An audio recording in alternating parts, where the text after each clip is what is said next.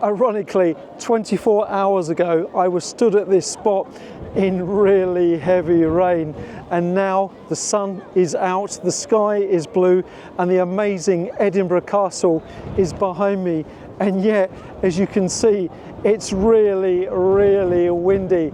And unfortunately, they've closed the castle early because debris is beginning to fly off the roof. So I'm unable to continue my filming.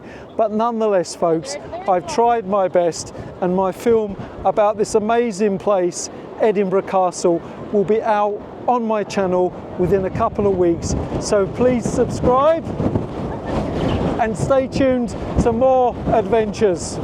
And don't forget to hashtag adventure travel filmmaking.